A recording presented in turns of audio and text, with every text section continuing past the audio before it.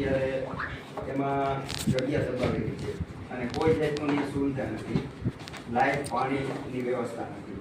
અને બીજા નંબરનું 100 વર્ષથી જે રહેણાંક ધરાવે છે એમને કાયદેસર કરવામાં નથી, એવા લીઝ ઉપર લેવામાં નથી, બરોબર. અને એનો હક હિસ્સો પંચાયતમાં ભરણ કરે છે, લીઝ ભરે છે, ત્યાર પછી આકારણી છે, લાઇટ બિલ છે, હોવા છતાં કોઈ પણ પ્રકારની કાર્યવાહી એમાં કરી નથી, કાયદેસર કરવામાં આવ્યું નથી, બરોબર. અને 100 ચોરસના વાલના પ્લોટની બાબતે અવારનવાર અરજી કરવા છતાં આજ દિન સુધી એ બાબતનો સરદાર ગ્રામ પંચાયતે ઠરાવ નથી લીધો અને ખાલી સર્વે જ કરે છે, નામ જોગ લખે, નામ લખીને વ્યાજે, નામ લખીને વ્યાજે, અને ઉપર કોઈ જાતની કાર્યવાહી નથી થતી. અમે 12 રોજ અમે સાહેબશ્રીને આવેદન રૂપે આપીને રજૂઆત કરી હતી, ત્યારે આપ હાજર નહોતા. સાહેબે એમ કીધું કે તમે પાછા આવજો 2-5 દિવસ પછી. એટલે અમે અત્યારે રૂબરૂ તમારી મુલાકાતે આવ્યા છે. આમાં તમે તાત્કાલિક ધોરણે કાર્યવાહી કરી આ મુદ્દાને ગંભીરતાથી લો. આપો બધા આપો જોઈ લે પછી આ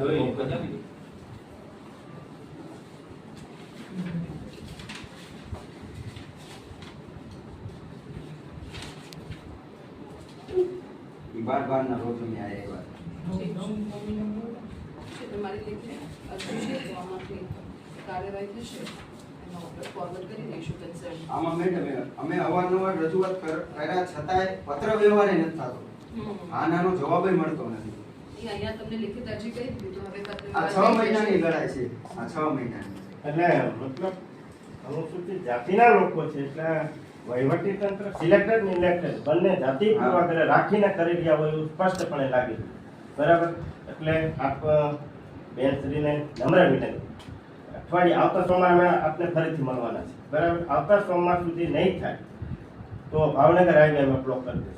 સરદાર આખું અનુસૂચિત જાતિના લોકો હાઈવે ઉપર જેટલી પણ માંગ બરાબર છે બ્લોક તો થઈ આમાં જાય. સમયસર કાર્યવાહી થશે. હા, પણ આમાં તમે જો રજૂઆત કરો છો પ્લોટ કે તમારી દબાણ બાબત છે, જો કોઈ વિષય છે તો આમાં કન્સર્ન ઓથોરિટીને ફોરવર્ડ કરવામાં આવશે. એમાં જેટલો સમય લાગશે આ તો જેટલા વહીવટી તંત્રમાં લાગે One છે. minute, please. સરદારની અંદર ગૌચર છે, જે અનુસૂચિત જાતિનું સ્મશાન છે, એમાં આ લોકોએ દબાણ કર્યું. કોણે?